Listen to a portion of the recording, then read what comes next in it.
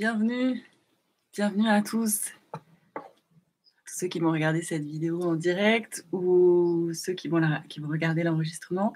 Je tente de faire un direct sur 2 systèmes en même temps, donc si vous me voyez regarder la caméra de manière bizarre, c'est normal. Donc aujourd'hui, je voudrais vous parler de chamanisme, bien sûr, et du lien entre le chamanisme, la lune, et c'est une invitation des esprits pour cette année 2023 que j'aimerais partager avec vous. C'est une invitation à aller plus loin dans notre relation avec la lune, plus en profondeur en fait, d'aller au-delà de ce qu'on peut entendre habituellement. Et pourquoi est-ce que c'est chamanique? Avant tout parce que c'est une question à nouveau de pouvoir personnel.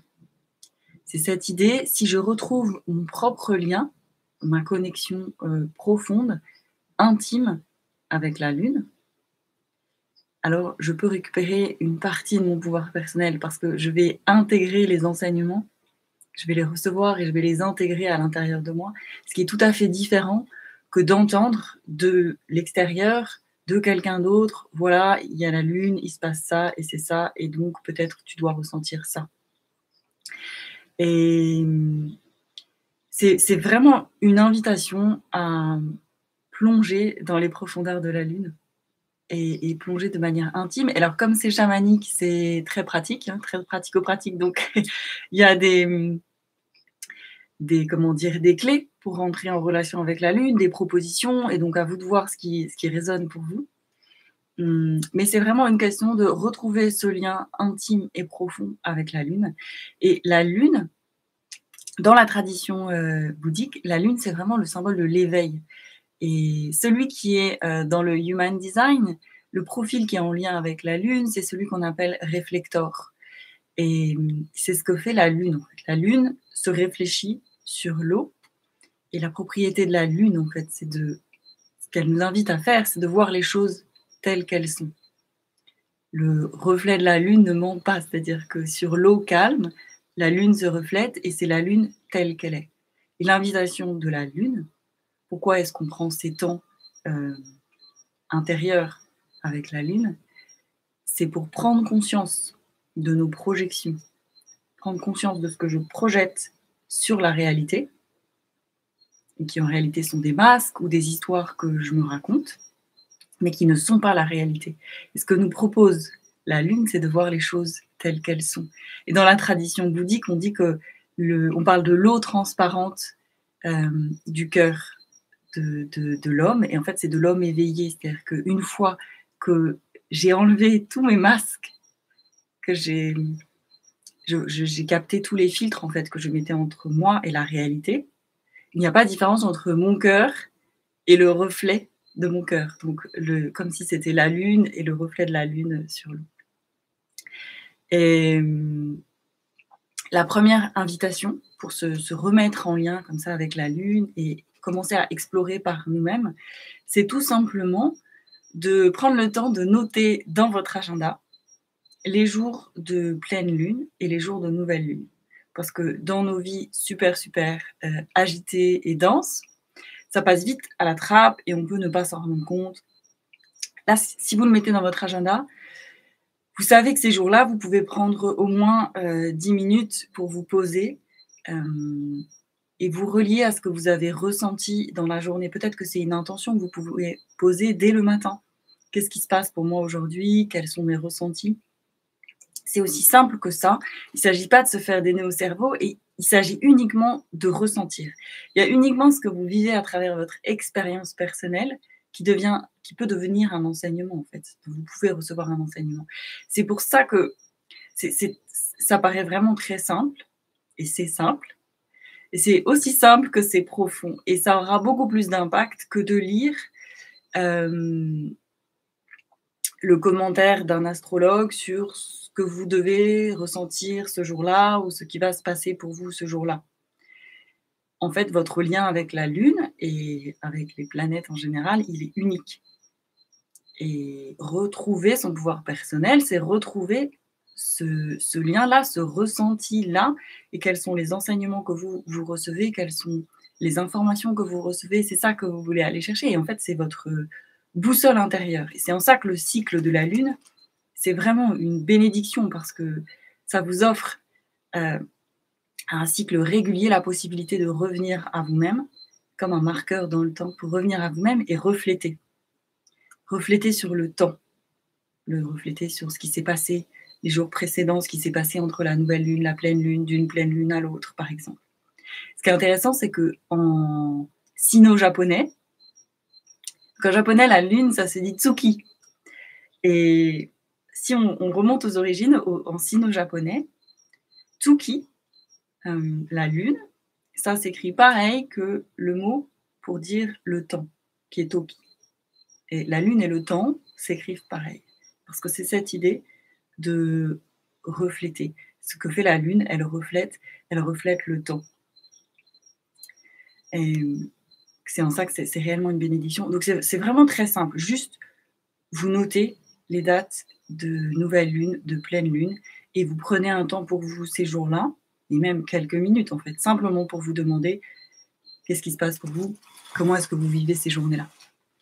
Donc ça, c'est la première proposition pour retrouver ce lien direct. En fait, c'est ça l'idée. Et quelque chose qui m'a absolument toujours fascinée, c'est que l'astrologie à la base, ça vient de personnes qui ressentaient les effets des mouvements des planètes à l'intérieur d'eux-mêmes. C'est-à-dire qu'à un moment donné, l'astrologie, ça a été créé par des gens qui étaient suffisamment réceptifs pour être capables de sentir l'effet du mouvement des planètes sur eux. Donc on en est un petit peu loin aujourd'hui, et à l'époque, il n'y avait pas de 4G pour brouiller les pistes, et on ne scrollait pas, mais voilà, ça c'est une première étape en fait. Okay. La Lune, c'est quand même un astre qui a une influence énorme sur nous. La Lune, ça a quand même bougé les océans. Nous, on est composé à 80% d'eau, donc la Lune a réellement un effet sur nous. Il suffit de réouvrir cette perception. Et sans se faire des nœuds au cerveau, encore une fois, de manière très simple, juste observer et commencer à regarder ce qui se passe, à vous y intéresser. La deuxième proposition pour se relier à la Lune, c'est, si vous avez un cycle féminin, c'est de suivre ce cycle. À nouveau, ce cycle, c'est une bénédiction parce que si jamais vous êtes prise dans une vie quotidienne très intense, très chargée, très dense, vos règles, donc on appelle aussi les lunes, vous permettent de vous rappeler que vous avez un cycle et que vous n'êtes pas linéaire, que vous êtes cyclique. Et vraiment, là, l'invitation, c'est de profiter du temps de vos lunes, au moins la première journée, pour vous poser et ressentir ce qui se passe à l'intérieur de vous, faire un bilan peut-être entre vos deux cycles. Qu'est-ce qui s'est passé pour vous? Les histoires qui reviennent, est-ce qu'il y a des schémas qui se répètent? Où est-ce que vous en êtes dans votre vie? C'est vraiment une journée où vous êtes dans cette énergie, où vous pouvez refléter. Et c'est très précieux. Donc si vous pouvez, si votre agenda vous le permet, profitez de cette première journée de lune, si vous êtes une femme qui a ses lunes, pour créer ce moment en fait de réflexion. Les hommes aussi sont reliés au cycle lunaire, mais comme ils n'ont pas de règles, c'est vrai que c'est un peu plus subtil de suivre ce cycle. C'est plus évident pour les femmes, et si vous êtes ménopausée, vous êtes toujours dans ce cycle lunaire aussi, même si ça devient plus subtil aussi de suivre ce cycle. En tout cas, c'est une manière aussi de commencer à percevoir les lunes comme une bénédiction, parce que c'est vraiment quelque chose de sacré qui vous rappelle que de manière intrinsèque, vous êtes cyclique en tant que femme et non pas linéaire. Ce qui veut dire que vous ne pouvez pas, c'est contre nature que d'être constante, notamment dans ce que la société appelle la productivité, l'efficacité. Techniquement, c'est pas possible, tout simplement à cause du jeu des hormones. Et c'est très précieux parce qu'en fait, ça vous donne ces moments-là qui sont souvent dévalorisés par la société, on va dire que la femme est ronchon, susceptible ou que sais-je. En réalité, si on est ronchon, susceptible, de mauvaise humeur, etc., c'est parce que ce dont on a besoin à ce moment-là, c'est d'être seul, d'être en silence et de pouvoir refléter, de pouvoir être dans un temps intérieur très précieux. Et comme dans la plupart des cas, on doit se faire violence et continuer à vivre comme si de rien n'était, alors ça crée cette tension intérieure gigantesque. Et là, je voudrais faire une aparté au sujet de l'endométriose, qui touche énormément de femmes. Et pour pas que l'aparté soit trop longue, je vais uniquement parler de mon expérience personnelle au sujet de l'endométriose. Une grande partie pour moi de l'endométriose, c'est le fait de ne pas est lié au fait de ne pas faire de la place, accorder de la place à notre cycle, au fait d'avoir un cycle, au fait d'être cyclique, d'avoir intrinsèquement absolument besoin de ces temps seuls, de ces temps d'intériorité, de ces temps pour récupérer, aller dans nos profondeurs. C'est un peu, pour donner une image simple, c'est comme un enfant. Si vous ignorez totalement un enfant, comme il a absolument besoin de votre attention, il va finir par péter les plombs. Il va faire tout ce qu'il faut pour attirer votre attention. L'endométriose, pour moi, c'était en grande partie ça, c'est-à-dire c'est cet enfant qui finit par péter les plombs à force d'avoir été ignoré. Donc voilà, c'est une piste de réflexion pour les femmes qui souffrent des douleurs d'endométriose.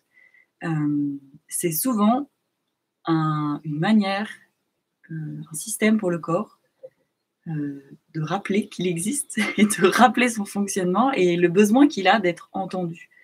Et vraiment, en ce qui me concerne, c'était à force de ne pas entendre, alors la douleur monte en fait, jusqu'à des niveaux réellement insoutenables, jusqu'à ce que ça me monte des pieds. Il y a une partie de l'endométriose, c'est cette idée. Voilà, je vous laisse, pour les femmes qui sont concernées, peut-être vous pouvez voir comment ça résonne pour vous. En tout cas, cette deuxième invitation pour se relier à la Lune, c'est celle de suivre votre cycle et d'en profiter vraiment pour avoir ces temps d'intériorité, ces temps avec vous-même. C'est extrêmement précieux.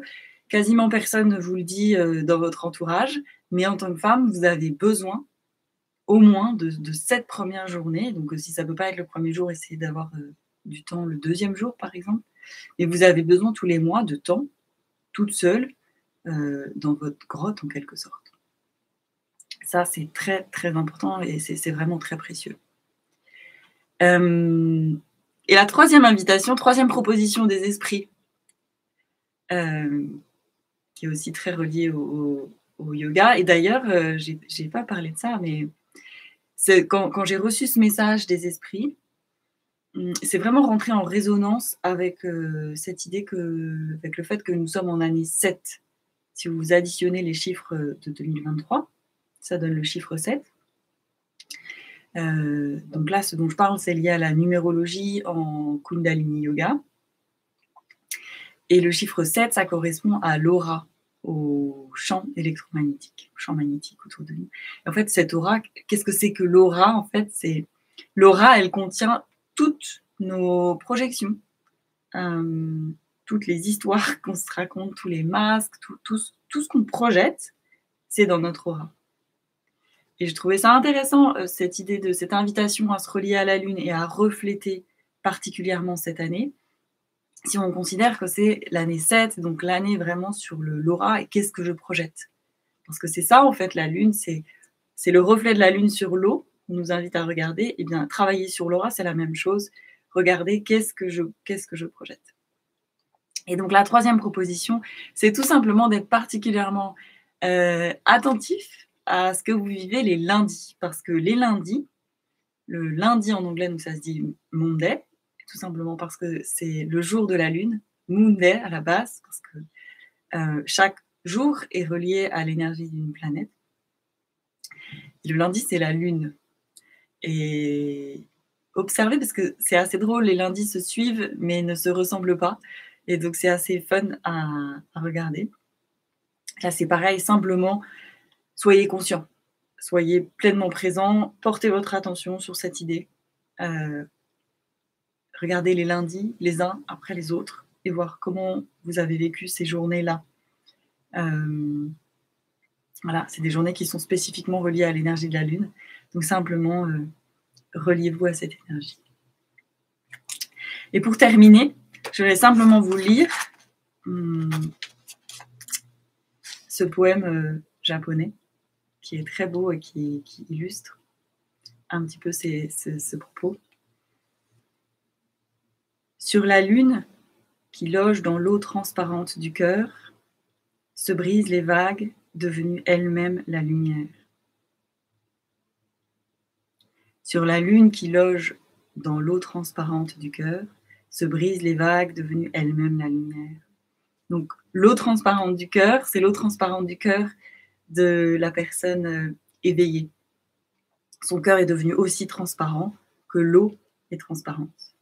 Et donc, sur la lune qui loge dans l'eau transparente du cœur, ça veut dire que le reflet de la lune sur l'eau, c'est la même image que si je regarde mon cœur. Parce qu'en fait, je vois les choses, une fois que je suis éveillée, je vois les choses telles qu'elles sont. Donc, c'est la même image, la même projection. Il n'y a plus de projection, en fait, c'est simplement le reflet direct.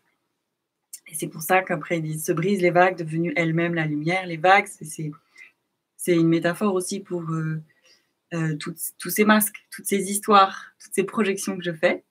Donc, se brisent les vagues devenues elles-mêmes la lumière. Il n'y a plus de différence entre le reflet et mon cœur. Voilà, c'est cette invitation de la Lune pour cette année 2023. Si vous avez des questions après avoir regardé cette vidéo, n'hésitez pas à m'envoyer un message et aussi à m'envoyer vos partages si vous expérimentez ce travail avec la Lune. Satnam, belle journée à tous.